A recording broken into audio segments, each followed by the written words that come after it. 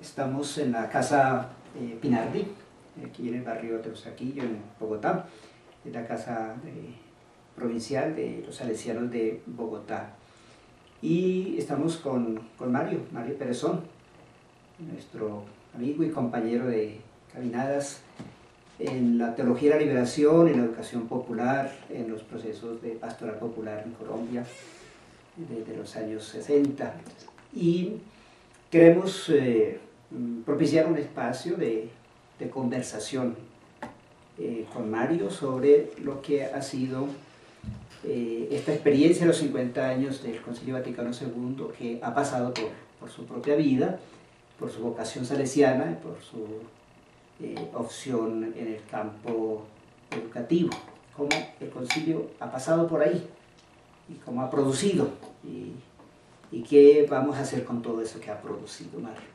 Esa es como la idea, conversar un poquito a partir de todo lo vivido.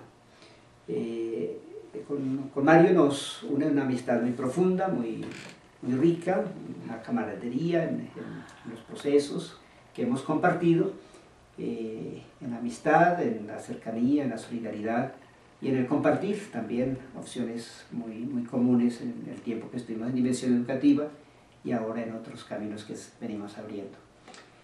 Mario, en un primer momento, ¿cómo viviste el Concilio Vaticano II? Considero que el Papa Juan XXIII cogió a todo el mundo de sorpresa. Ajá.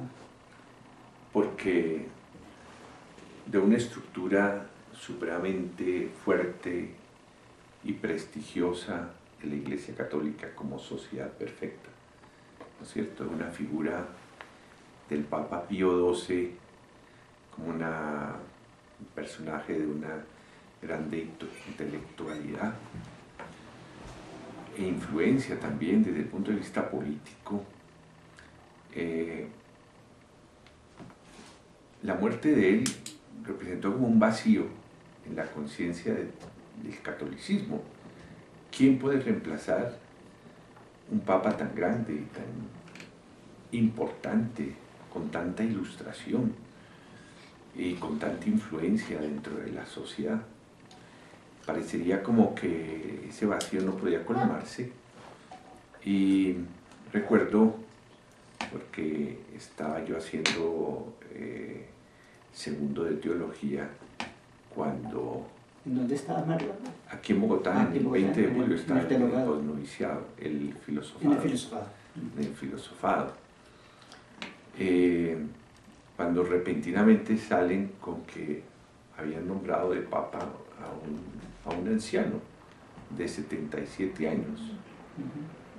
Todo el mundo se decepcionó, yo recuerdo la reacción, se esperaba que figuras así, aún desde el punto de vista de prestancia, que fuese reconocido, y sin embargo aparece esa figura tan inesperada, pero tan inesperada y al mismo tiempo sorprendente, porque a los pocos meses de ser nombrado papa, llama a los cardenales, la mayoría curiales, y de una tradición muy, de una eclesiología supremamente societaria, piramidal, centralista, y los sorprende con la decisión, no les pide un consejo, la decisión de convocar un concilio ecuménico.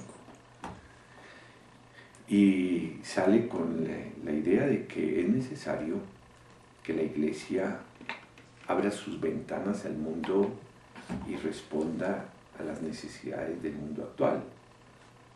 Esto pues no se podía concebir de una persona que se pensaba que fuese un papa de transición.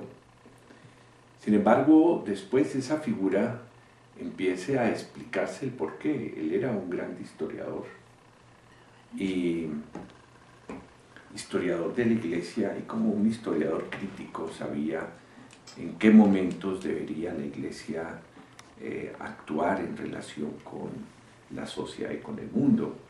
Además, logré conseguir un artículo en el cual él, hacia los años 30, formaba parte de una corriente de apertura teológica en Italia. Cuando lo nombran nuncio y lo mandan de nuncio a Turquía, en Asia Menor, en cierta manera era como para alejarlo. Sin embargo, los cardenales franceses, en ese momento de una sensibilidad social importante, fueron los que, habiendo sido nuncio en Francia, inmediatamente antes de ser patriarca de Venecia, lo conocieron y lo propusieron y sabían quién era él. No era una sorpresa o una para ellos, sabía el papel que él podía desempeñar. De modo que fue una sorpresa y sobre todo el enfoque del concilio, que no era un concilio para condenar, sino un concilio para comprender el mundo y para que la Iglesia respondiese a las necesidades del mundo actual. Se pensaba después de una línea de condena, de excomunión, de defensa de la Iglesia frente a la modernidad, que se necesitaba que la Iglesia entrase en diálogo con este mundo nuevo que había surgido, ¿no es cierto?, y que se había quedado atrasada. El mismo cardenal Martini, en la última entrevista que dio, leí en estos días, decía: la Iglesia Católica se quedó atrasada 200 años. ¿Sí? Entonces, ese fue un poco el contexto. Y la grande sorpresa de abrir un concilio, creo que para todo mundo, fue una cosa inesperada. Una cosa inesperada. Y lo más importante es un concilio de apertura, un concilio de sensibilidad con los grandes anhelos e inquietudes del mundo de hoy. Considero que el comienzo, el número 1 del documento La Gaudium et Spes, como que marca el sentido del concilio, los gozos y esperanzas, los sufrimientos y los dolores del mundo de hoy, particularmente los más pobres, deben ser los dolores, esperanzas, alegrías y sufrimientos de los seguidores de Jesús. Y culmina: nada hay de auténticamente humano que no encuentre eco en su corazón. Como que ese fue como la grande óptica del concilio. En el año 1962, yo en ese momento comenzaba la teología en Italia, y coincidió exactamente que toda la teología, la apertura, y terminé la teología con la clausura. Ah, mira, y estuviste todos los 5 años entonces. Los 5 años, en Roma 2 años y en Turín 2 años, los 2 primeros años en Turín, los 2 últimos en Roma. ¿Y podías ir haciendo el seguimiento del concilio? Pues se hacía un seguimiento desde la apertura. En ese momento era todavía televisión en blanco y negro, con grandes dificultades, pero se pudo ver. Pero la clausura sí estuve ya presente en la plaza de San Pedro cuando hubo la clausura del concilio, y ahí sí fue en vivo y en directo. Sí. Fue toda una efervescencia, una grande sorpresa para los mismos obispos o padres conciliares, como se llamaban.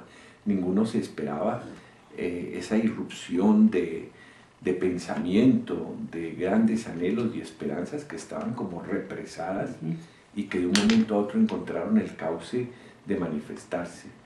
El mismo Juan XXIII escogió, no solo para presidir el aula conciliar, 4 grandes cardenales, de ese momento los más abiertos: el cardenal Sines, el cardenal Lercaro, el cardenal Döffner de Múnich y el cardenal Lagallanian, que era de las iglesias orientales, ¿no? Entonces, Sines era de Manilas, Bruselas, cardenal Lercaro, arzobispo de Bolonia, ¿no? De una grande sensibilidad social. Bien. Y después ellos también eran los 4 asesores moderadores, los que presidían siempre las sesiones. Y los 4 prácticamente fuera del ámbito curial. Todos los 4 fuera del ámbito curial. Ese fue sí. Y además el convocar como expertos del concilio a muchos de los teólogos que en ese momento habían sido alejados o vedados, no tenían que escoger lo mejor. Ahí encuentra uno como Eduard Skillebeck de Lubac, Jean Danielou, Congar, todos que habían sido de la nueva teología, que habían sido marginados, inclusive hasta condenados. Encontrar el Hans Küng, era joven teólogo de 34 años, y lo llamó Juan XXIII para que fuese asesor del concilio. Estaba también, era del episcopado alemán, era teólogo de consultor Joseph Ratzinger, ¿no? Que era del cardenal Cardenal Fritz de Colonia, sí. Entonces fue un momento no solo de sorpresa, sino también de cómo el concilio dio un viraje tan profundo en la comprensión de la iglesia. Iglesia, ¿qué dices de ti misma? Era como la expresión de Pablo VI cuando se aprobó la Lumen Gentium, ¿no? Iglesia, ¿quién eres tú? ¿Qué dices de ti misma? Y luego la relación con el mundo moderno, con el mundo actual, que fue la Gaudium et Spes. Entonces, recuerdo ese momento tan efervescente en la vida de la iglesia, porque era sorpresa tras sorpresa. Mientras se habían preparado documentos del concilio supremamente tradicionales, en el aula conciliar, y la mayoría de los obispos no era que fueran de primera línea, y sin embargo cuando fueron presentados en el concilio los documentos tradicionales, muchos de ellos en actitud de condena, sobre todo el esquema sobre el mundo moderno de la iglesia, fueron rechazados, y tocó rehacer, replantear los documentos, de modo que fue un verdadero, se puede llamar un verdadero Pentecostés, un momento del Espíritu que sopló para renovar la iglesia, y que todavía nos queda tanto por hacer de todas esas visiones del futuro que planteó. Mario, ¿tú estabas preparado para vivir eso? No. Creo que ninguno estaba preparado. Es que nadie pensaba ni soñaba que hubiese de todo ello, ¿no? un concilio, y menos uno estudiante de teología. Toda la teología la estudié dentro de las categorías de la teología escolástica. Teníamos los 4 volúmenes de teología en latín, con ese esquema de tesis dogmáticas, y luego los adversarios, todos los argumentos eran para defendernos de los adversarios, ¿no? Para probar las tesis dogmáticas que se han aprobado. No era a través de la Sagrada Escritura, no era una teología bíblica, no, era una teología dogmática, apologética y contrarreforma. Reforma y antimodernista. Sí, así es, sí. Sí, Mario, pero tú fuiste percibiendo esa novedad y asumiéndola en tu proceso de formación. Sí, yo tenía mucha inquietud, llamémosla así, intelectual, ¿no es cierto? Porque recibiendo unas clases en teología dogmática, escolástica, totalmente, 100%, y encontrarse uno que por todo lado empezaban a salir otros enfoques. Yo recuerdo la eclesiología, como estudiar una eclesiología centrada, el primer capítulo sobre el Romano Pontífice, el punto de partida de la eclesiología era el Romano Pontífice, ¿no es cierto? Y encontrar que el Vaticano estaba planteando que así lo presentaron, el esquema que fue presentado era así, totalmente piramidal, centralista, jerárquico. Pensar que el concilio dio ese vuelco, que el punto de partida es la iglesia como comunión, la iglesia como pueblo de Dios. Eso, son 2 paradigmas diferentes, ¿no? Entonces eso iba contrastando y creando mucha tensión en los estudios que estábamos teniendo, mucha tensión, porque una cosa escuchamos en clase y por otro lado estábamos leyendo, escuchando los otros enfoques que se estaban dando. Entonces la clase se convirtió como en un debate, todas las clases de teología y Biblia, en un debate interesante, ¿no? Pero era casi nosotros planteando lo que se estaba escuchando y los profesores planteando lo que era la teología escolástica. Sí. La misma contradicción que se estaba dando también dentro del concilio, ¿no? Exacto. Estabas viviendo en las clases. En las clases. Sí. Pero entonces nosotros vivíamos esa feliz contradicción, porque eso empezó, uno como no tenía claridad, yo no tenía claridad, pero era ese inconformismo frente a unas cosas que uno dice, bueno, esta teología, pero ¿para qué sirve? ¿Para qué nos da? Esto no le vemos que esto responda, que nos alimenta, que nos dice, qué horizonte nos abre. Nada, pero entonces encontramos que esa inquietud, esa inconformidad era la que estaba latente en la iglesia y que el concilio venía como a explicitar. Sin duda, Mario, y que a partir del 65, pues venía la tarea de cómo cómo asumir todo ello, toda esa enorme riqueza que allí se expresó con tanta vitalidad y con tanta exigencia también, ¿no? Porque se necesitaba bastante para asumir todo aquello, por lo menos una actitud, ¿no? Sí. Había una doble actitud, o uno abrirse a acogerla, o encerrarse y polemizar contra ella, ¿no? Es lo que todavía se está dando. Eso no se concluyó hace 50 años. Es lo que hoy tenemos. Sí, señor. ¿No es cierto? Es lo mismo. O asumir plenamente todas las intuiciones del concilio, o por el contrario, cerrarse y construir como un dique y una muralla de defensa. Mario, vino enseguida tu ordenación y tu vida ya como salesiano, asumiendo una actitud de esas. Sí, tuve dos cosas que me marcaron mucho. Yo no terminé la ordenación, terminé la licenciatura en teología y tuve la grande oportunidad de ir a París, al Instituto Católico, aprovechando unas becas que estaba dando el general de Gaulle para promover la francofonía en todo el mundo, la cultura francesa, y pasando unas vacaciones hacia Inglaterra para estudiar inglés. Fuimos al Instituto Católico con otro compañero porque nos habían dicho que había posibilidades de conseguir becas y entonces nos la dieron en el Instituto de Pastoral Catequética, el ISPC del Instituto Católico, y afortunadamente nos la dieron, y comenzando el estudio de la catequética yo vi la posibilidad de iniciar el doctorado en teología. Me llamó mucho la atención el curso de la catequesis de los primeros siglos que nos dio el jesuita que era decano de la facultad de Jean Danielou, uno de los teólogos del concilio que constituyó también en la época de los años 40 ese movimiento de la nueva teología.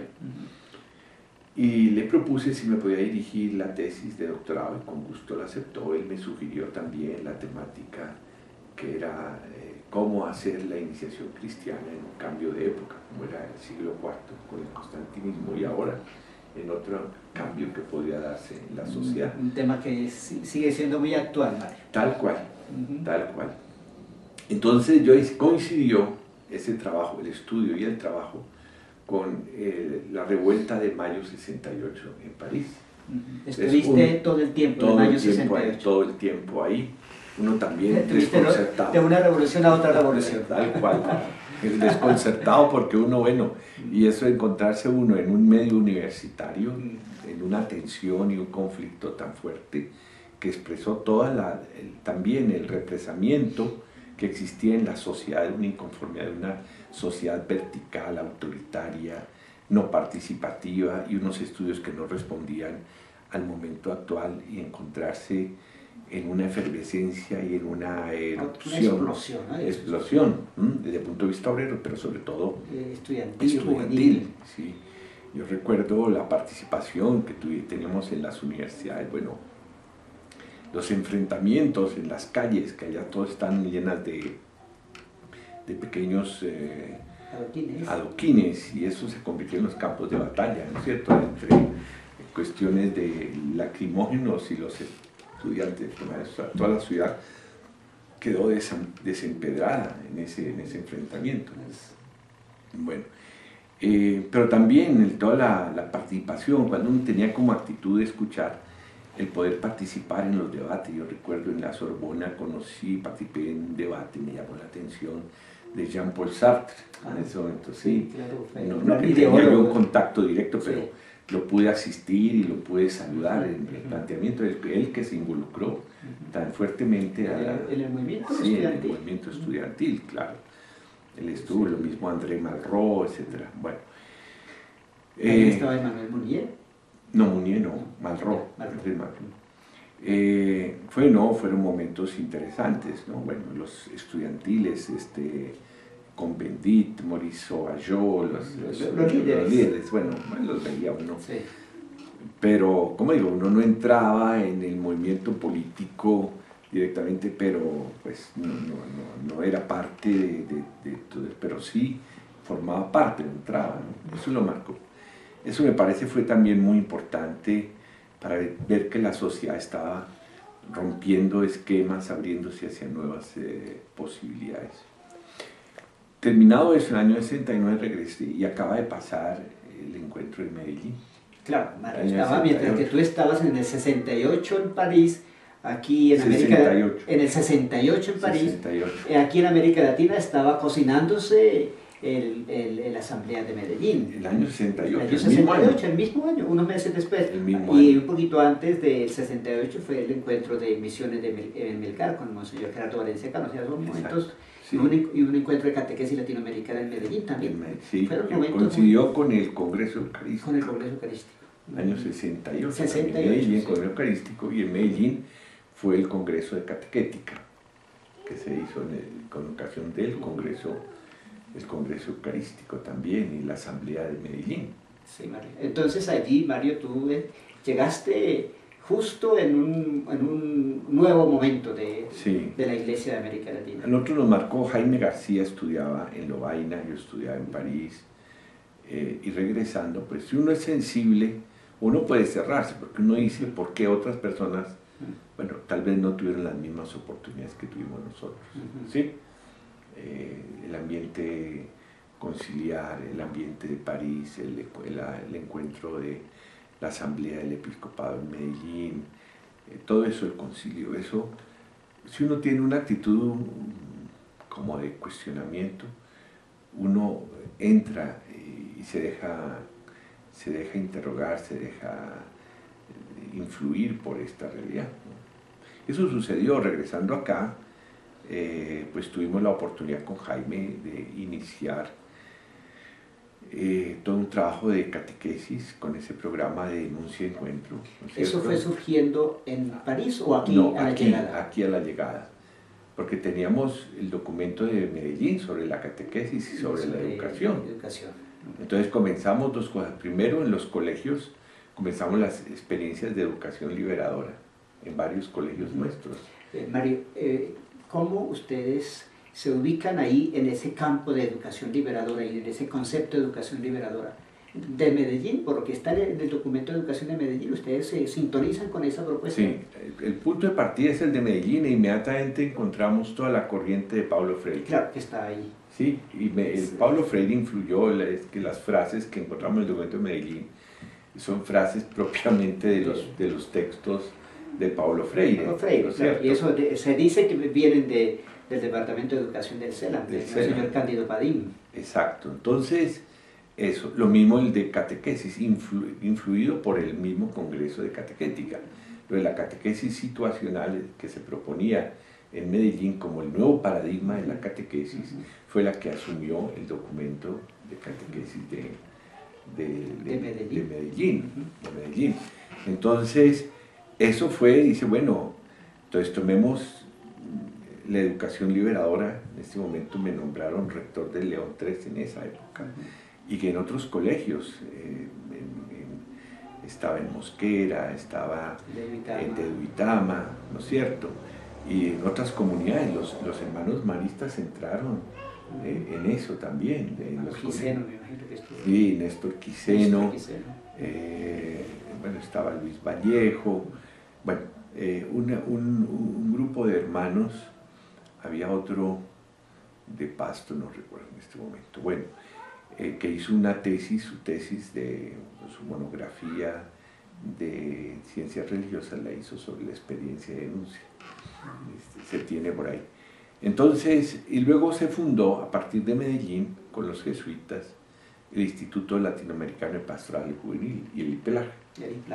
Eso ¿sí? Fue por el mismo tiempo. El mismo tiempo, años 70. Fue surgiendo las cosas. Y el año 70 se sí. funda ¿cómo se llama? Se funda el periódico, la propuesta catequética de denuncia y encuentro. ¿Primero fue la revista o ambas cosas? Simultáneamente. El periódico era para los muchachos y la revista para los agentes de pastoral. Sí. Simultáneamente se funda el Instituto Latinoamericano de Pastoral de Juventud, con un enfoque inspirado en América Latina.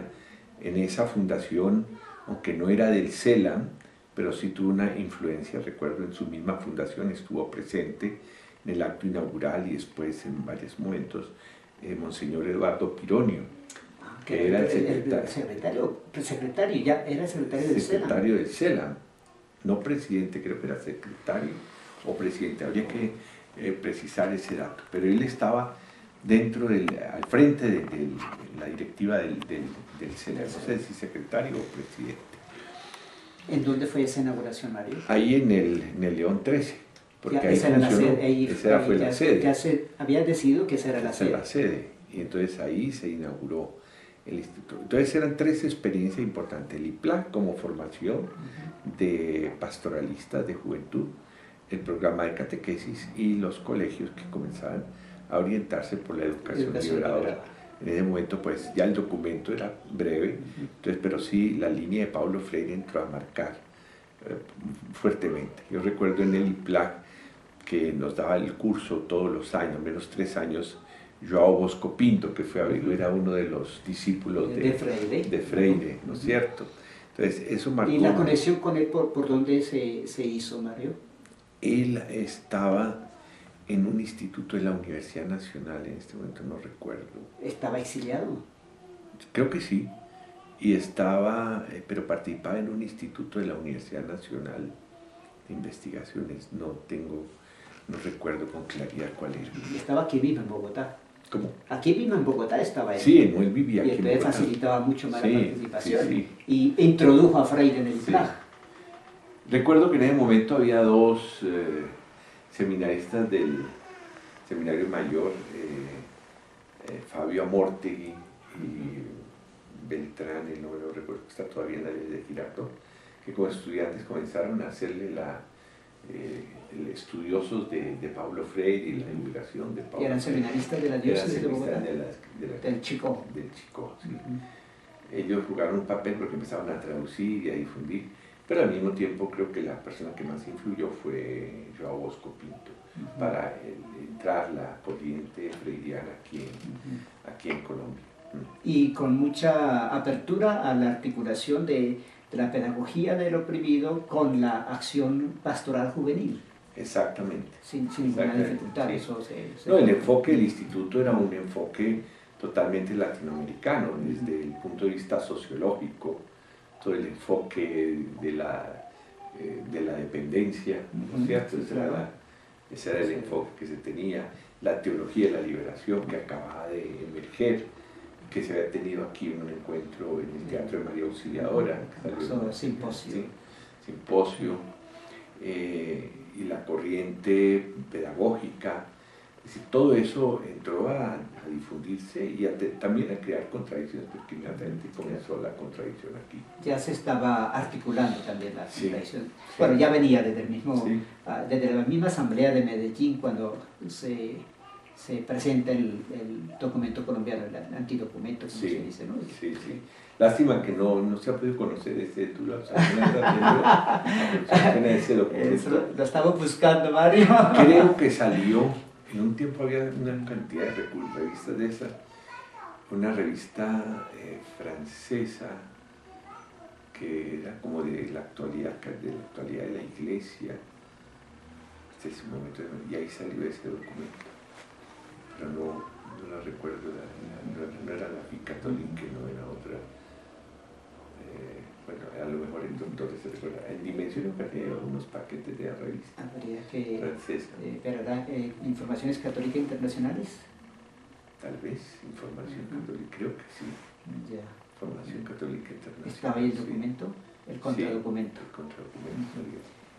Ya, y Mario ya estaba a nivel Muñoz Duque en Bogotá. Claro. Que ya tendrás ahí... ¿Cuándo fue lo de...? Sí, yo creo que ya, porque después del cardenal Concha vino él, ¿no? Claro, él estaba inmediatamente después del Congreso Eucarístico Internacional, como administrador apostólico. Sí. Ahí comenzó la contradicción muy fuerte, y fue cuando hubo el nombramiento de López Trujillo como obispo auxiliar y toda la Beckemans, con toda la corriente que se instaló aquí en Bogotá contra la teología de la liberación, y por lo tanto toda esa corriente. Y uno de los primeros blancos de choque fue el IPLAG. Los institutos de pastoral. Los institutos del SELA. Los institutos del SELA. Porque en el momento se cerraron el de pastoral de Quito, el de catequética de Manizales, el de liturgia en Medellín y el instituto, ¿qué otra había? No, creo que eran los tres, y el IPLAG, que no era del CELAM, pero estaba dentro de esa órbita. Entonces, llegó a la contradicción de cerrarlos, los otros los dieron desde el CELAM y desde un conflicto que se presentó en este caso fue con López Trujillo, el cardenal Aníbal Muñoz, que llevó primero a acabar con el proyecto de denuncia y secuestro. Fue Monseñor Pimiento quien dio la orden de acabarlo. El IPLAG con el cardenal Muñoz y... Pero Mario seguramente con la asesoría de López Trujillo, que sí, estaba haciendo todo el trabajo. Sí. Él fue... Porque Pimiento prácticamente tenía, diríamos, más como confianza en lo que López Trujillo le pudiera indicar. De todos modos, las cartas que se tienen, yo las tengo por ahí. Son firmadas por Pimiento. Pimiento, que vive todavía, ¿no? Sí. Creo que es el único obispo que queda del concilio. Sí. Lo de participar en el concilio casi que es como un decir, ¿no, Mario? Porque sí, como estuvo en otra orientación, ¿no? Sí. Mario, ese momento es crucial, ¿no? Ese momento es muy cairótico también, ¿no? Sí. Para toda la experiencia de la fe de América Latina, desde el 68, 70, hasta el 72. Es un vuelco, ahí sí, el concilio marca un cambio de época en la iglesia, obviamente, ¿no es cierto? Pasar después de 16 siglos de una eclesiología tipo de cristiandad constantiniana, etcétera, pasar a un nuevo modelo, porque ese es el nuevo modelo de iglesia que plantea el concilio. No es el número 1 de la revista Concilium merece la pena porque hay un artículo de Congar que dice, ¿qué hizo el concilio? Dice, fue un descentramiento de la iglesia, un recentramiento en el reino de Dios. La iglesia que ya lo planteó Congar en ese momento, porque eso significa el horizonte, un nuevo horizonte teológico del reino de Dios. Una iglesia centrada en sí, a una iglesia que se centra en el reino. En el reino. Sí, se sale de sí misma y se coloca en la perspectiva del reino. Sí. Eso es un cambio enorme. Ahora ahí es donde empieza también todo ese trabajo eclesiológico, bíblico, patrístico. Todo eso no se improvisó, toda la corriente teológica que venía en los años 40, la parte patrística de Libaco, Danielú, el aporte de Congar, esas obras como Jalones para una teología del laicado, eso dio un vuelco importantísimo desde el punto de vista eclesiológico, fue el reconocimiento. Y luego bíblicamente el hecho, lo que representó el cardenal Bea, que era el director del bíblico, del Instituto Bíblico alemán él, pero que fue el que para la Dei Verbum él marcó un papel importantísimo. Y a nivel ecuménico, ¿no? A nivel ecuménico, sí, fueron momentos, lo que fueron la Universidad de Lovaina, lo que fue sobre todo Lovaina, luego París, Alemania, en ese momento marcaron el pensamiento aquí propiamente, era un eco de lo que pasaba en Europa. No había un pensamiento, ahora ya sería otra cosa. ¿Sí? Pero en ese momento los grandes lugares de efervescencia teológica y social era Francia, era Alemania, era Bélgica, ¿no? Holanda. Holanda fue con el cardenal Alfring, que eran figuras eminentes y de una apertura extraordinaria, ¿no? Mario, tú vas afirmando tu trabajo, tu vocación en esta línea de la educación liberadora, ¿verdad? Sí. Y una vez que he cerrado el IPLAG y se impide la continuidad del proyecto de catequesis en los salesianos y en los colegios, ¿cuál es el rumbo?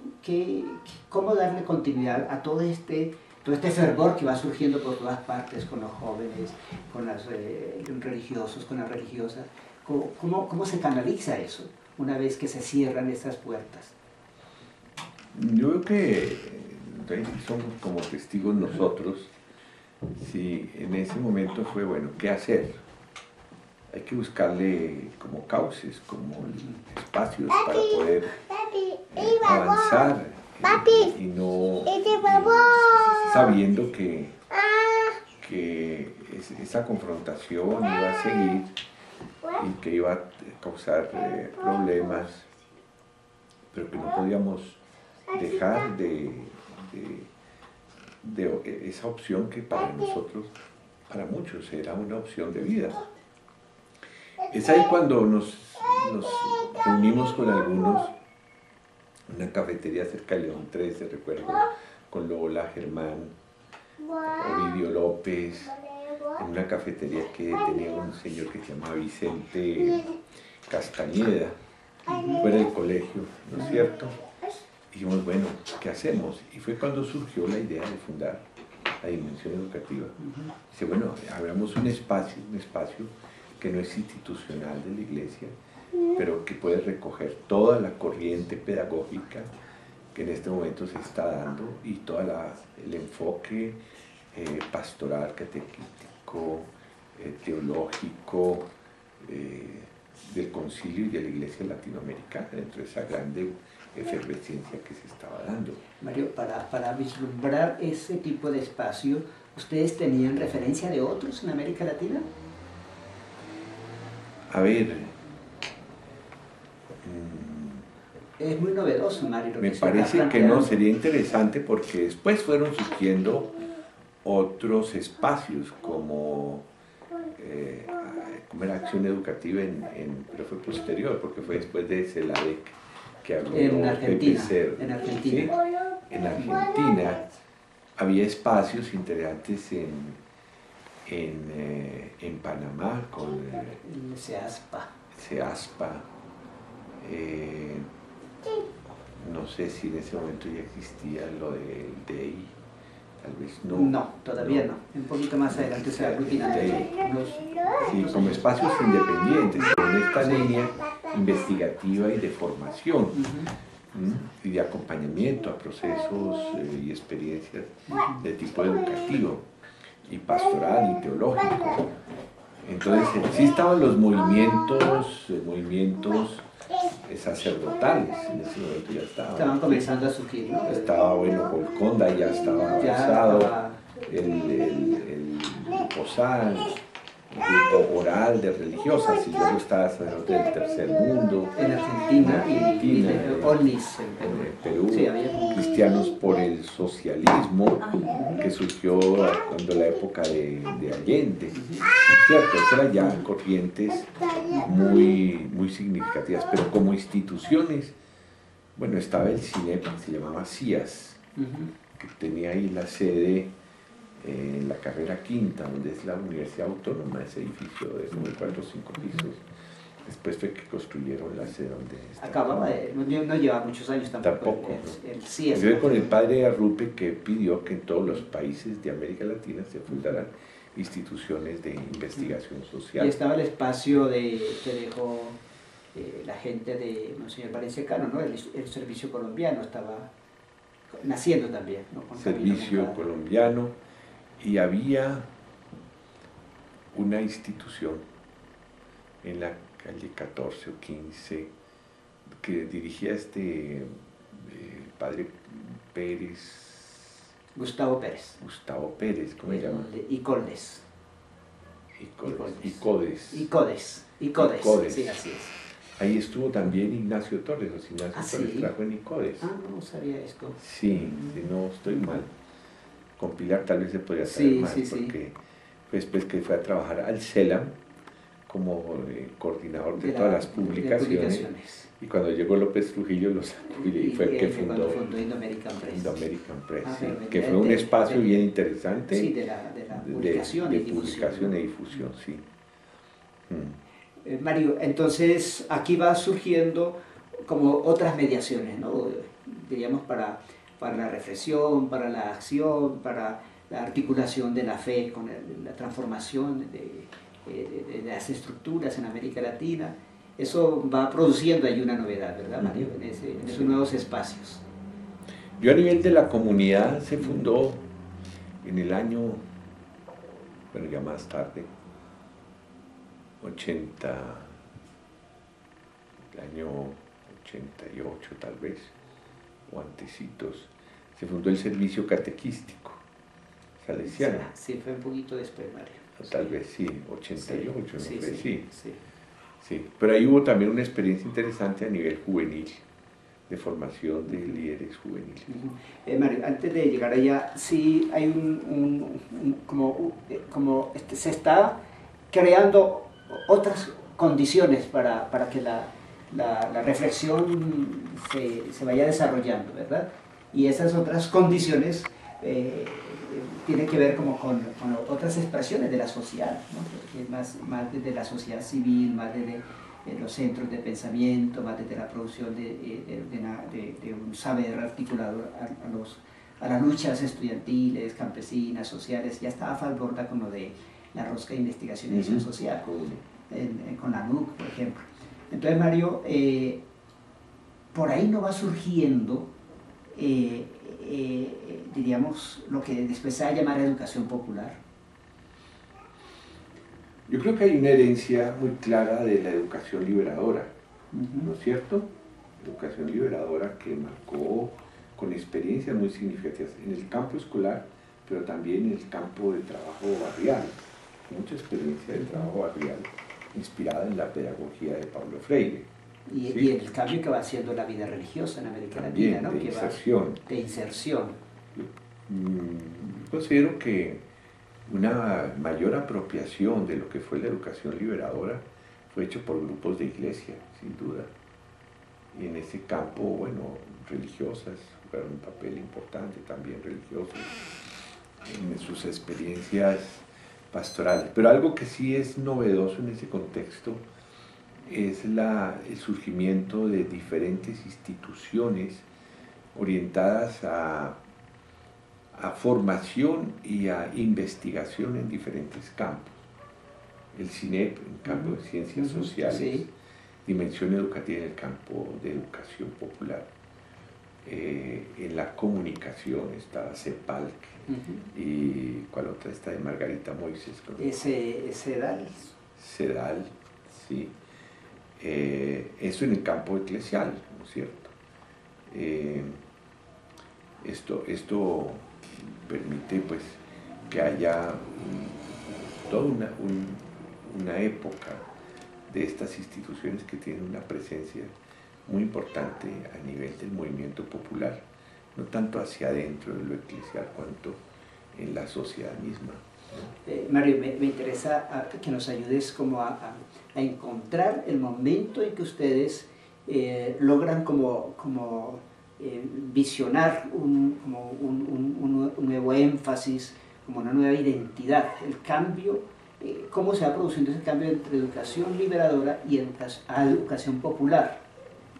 Son estos nuevos centros que van produciendo eso, la irrupción de estos movimientos campesinos, indígenas, obreros, estudiantiles, es lo que va sucediendo con la Revolución Cubana. ¿Cómo ustedes van viendo esto? ¿Por qué el CINEP se llama Centro de Investigación y Acción y Educación Popular? Educación popular, sí. ¿Y por qué dimensión educativa? Cuando se le da nombre de dimensión educativa lo hacen ya vislumbrando, sí, continuidad de educación liberadora, pero como vislumbrando un campo más amplio, ¿no será? Sí. Hay una cosa que es tal vez del esquema tradicional, muy heredado desde el marxismo, ¿no es cierto? De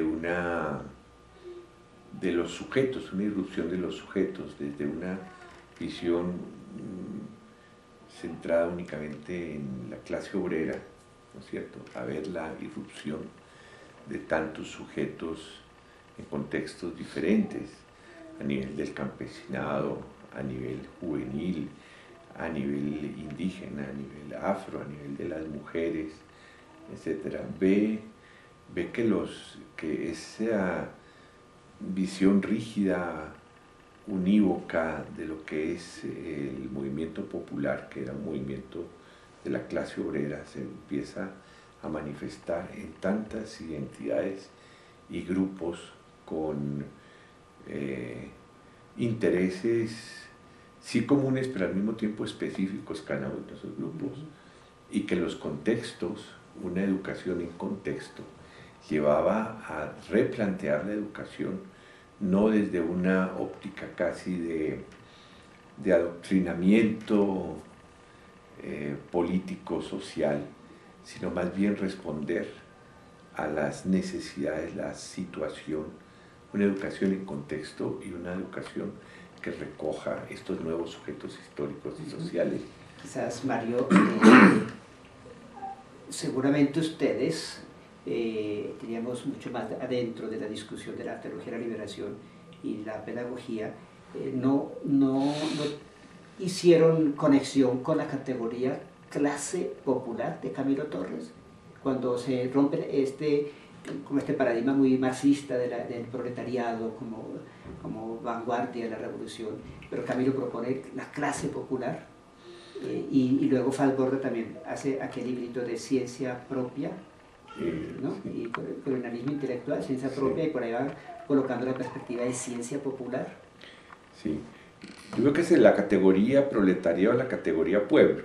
Ajá. ¿No es cierto? Hay un paso. Sí, hay un paso. Pero en la categoría pueblo también empieza a pasarse de casi como la categoría del pobre, ¿no es cierto? Esa categoría de pueblo no es una unidad indiferenciada, sino es un pueblo con múltiples rostros, ¿sí? Rostros como sujetos, lo que habíamos dicho ahora, que no se pueden uniformar ni equiparar por el contexto social y por los intereses y también las propuestas que cada uno de ellos va dando. Entonces, pero al mismo tiempo no es una realidad unívoca, sino plural. Por otro lado, el pueblo, a su vez, no es solo una condición objetiva de su condición, sino es también una condición subjetiva, que es la conciencia y la organización, ¿sí? Entonces, el pueblo es también esta grande riqueza de sujetos, pero sujetos con una conciencia y organización específica en torno a sus necesidades, problemáticas e intereses. Pero al mismo tiempo el pueblo como portador de una alternativa. Una alternativa... Potencial. ¿Cómo? Como un potencial de sí, cambio. Una potencial, pero también como una alternativa de sociedad que recoge los intereses comunes, pero también los específicos de cada uno de estos sujetos. Pero también hay una situación, el pueblo como aquel que es objeto de la represión, es un pueblo que es martirizado, ¿no es cierto?, que es reprimido, no es solo un sujeto glorioso que va avanzando, no, si es un sujeto que conoce la represión y cómo. Entonces, todos esos elementos van dando una visión mucho más concreta, específica de lo que nosotros llamamos pueblo. Además, cada uno de estos grupos es poseedor de una cultura, no solo de unos intereses sociales, sino de una cultura específica. Y ahí comienza a surgir lo de cultura popular. Lo de cultura popular. Que viene más de la gente de Brasil, ¿no?, de la resistencia. Sí. Pero no como una realidad homogénea, sino culturas diferenciadas. No es lo mismo la cultura barrial a la cultura indígena, la cultura campesina, etcétera, ¿no? O afro. Mario, y también estaba ya el entronque con lo que nos dejó el Concilio Vaticano II a nivel de eclesiología, con pueblo de Dios. Y eso ustedes no lo veían distinto, lo veían coherente, ¿verdad? Esta relación pueblo de Dios y también todos estos movimientos populares, luchas populares. Y bueno, y a nivel político teníamos la Alianza Nacional Popular colocando el asunto de lo popular también, ¿no? Sí. De alguna forma ahí había gente de Volpón en la NAPO. Ahora, el papel que juega en todo esto esa eclesiología latinoamericana de la Iglesia Popular, que se llama, ¿no? También ese adjetivo empieza a buscarse, educación popular, clase popular, iglesia popular, cultura popular, cultura popular, por todos lados, Y es cuando comienza esa categoría también a desglosarse, a comprenderse, que son no la cultura popular, sino las culturas populares, como algo diferenciador en los diferentes grupos. Es ahí donde empieza a coger un papel muy significativo en todos estos campos de iglesia, de cultura, de educación, las comunidades eclesiales de base. Hay ese grande movimiento que tiene esa característica de ser el sujeto popular que se convierte en un espacio de reflexión y de planteamiento de alternativas, ¿no? Y por ahí va surgiendo también el proyecto nuestro en Dimensión Educativa de la Teología Popular. Sí. Fue ahí cuando no estaba originariamente planteado en Dimensión Educativa, pero viendo la realidad latinoamericana, que los procesos de cambio social se estaban dando con una participación tan significativa de los cristianos en América Latina, y se tenía la experiencia de Nicaragua y de El Salvador, que van marcando ese momento también a nivel internacional. Lo que fue Chile, después fue Nicaragua, luego fue El Salvador, luego fue Guatemala, etcétera, con esa participación tan significativa de los cristianos y de grupos de la Iglesia Católica desde una perspectiva diferente de una teología que iba acompañando esos procesos, ese caminar. Entonces eso marcó todo una época en la vida de la Iglesia latinoamericana. Y mucho más reconfirmado, Mario, con todo lo que ustedes y nosotros vivimos de una manera muy especial en la cercanía con el proceso de la Revolución Sandinista en Nicaragua, ¿no? Sí. Esa enorme producción teológica en Nicaragua. Sí. Y las redes a nivel de América Latina, ¿no? La red de CELADEC, por ejemplo, en ese momento Sí. hizo un papel muy importante. Ahora, ahí es donde está el aporte en Dimensión Educativa, en el que tú, yo y otros vimos la importancia en la educación popular, también entroncarla con la corriente de la teología latinoamericana, ¿no es cierto? Una teología, y ahí está la novedad, una teología que tiene un lugar teológico especial, que es la comunidad, y un sujeto también, que es esa misma comunidad como sujeto teológico, mientras que hay otras teologías que tienen otros espacios igualmente válidos, o la universidad, otro lenguaje, etc. Otras liturgias, otras expresiones iconográficas. Eso Entonces, en todas las vertientes nuestras. Las vertientes de la teología, que no son las vertientes meramente conceptuales, ¿no es cierto? Sino sobre todo la corriente simbólica, la corriente del kairos, del tiempo, etc. Artística. Sí.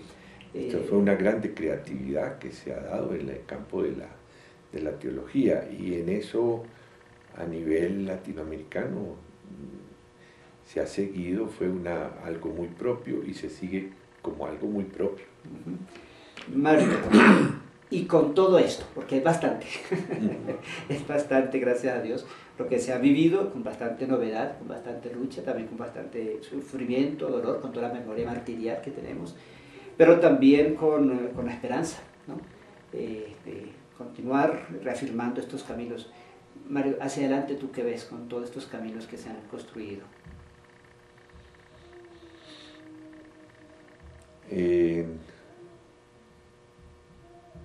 Veo que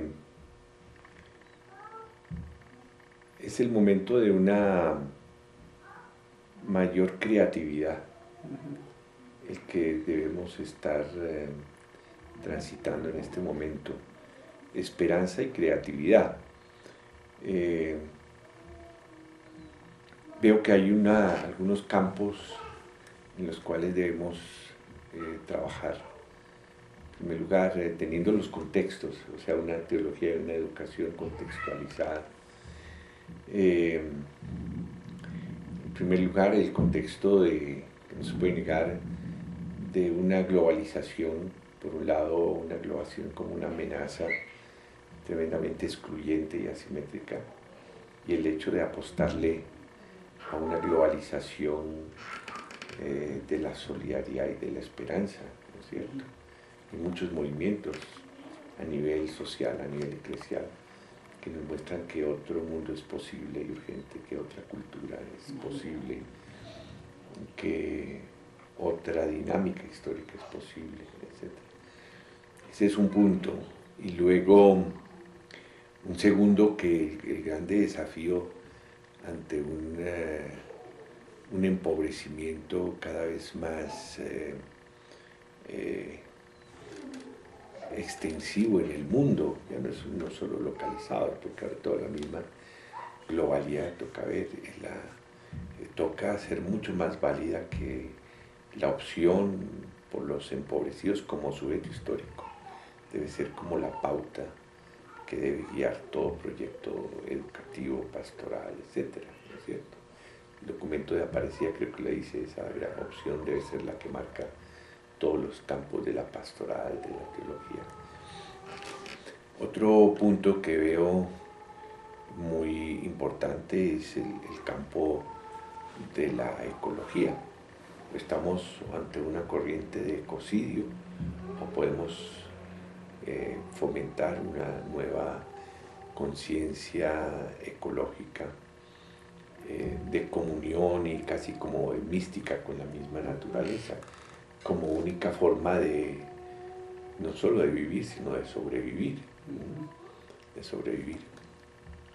Otro campo que me parece importante es el hecho del género, ¿no es cierto? Una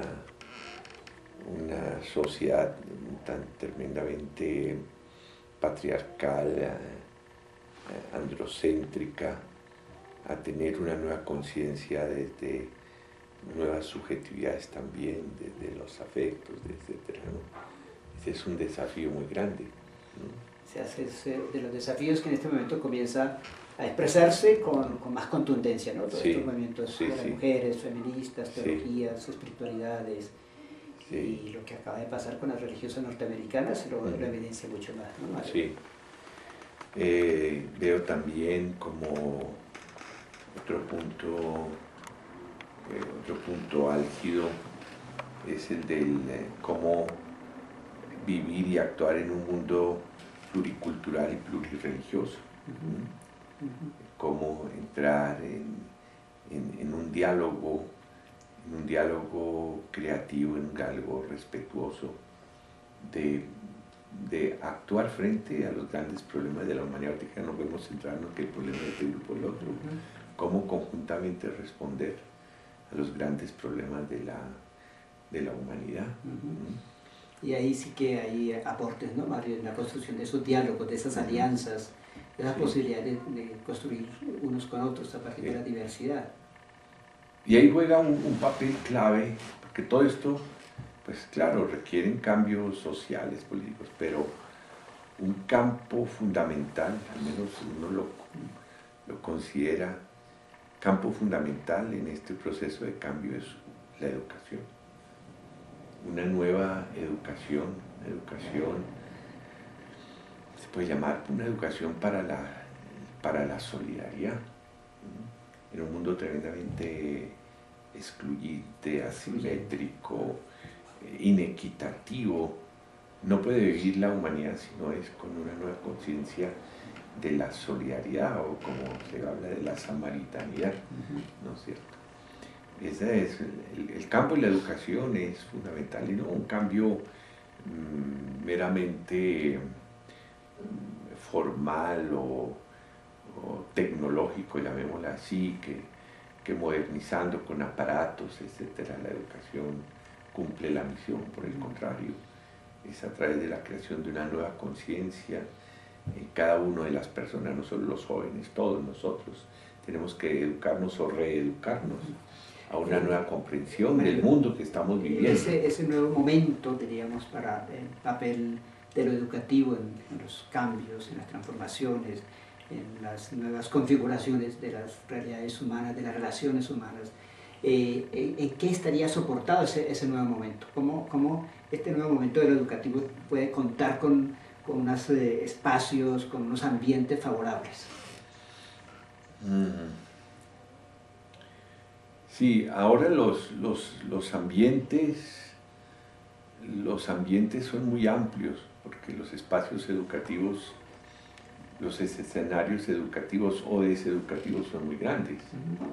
Entonces es un grande desafío, porque no es solo la escuela o los centros de educación formal, es el tiempo libre, es la vida familiar, son los grupos informales, los medios de comunicación, son el principal creador de mentalidades hoy, de estilos de vida, de una homogeneización universal, ¿no es cierto?, con los medios de comunicación y todo esto.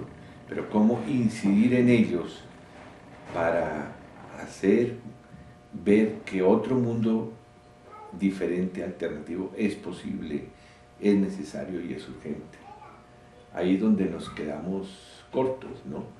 Porque las influencias son tan grandes, los escenarios son tan grandes, tan amplios, que se constituyen como verdaderos desafíos para ello.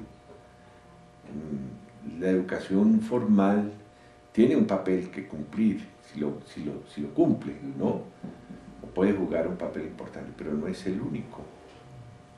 Y hoy tal vez el que menos, no el que menos, que tiene poca incidencia, los mismos muchachos, porque la educación se ha convertido en instrucción.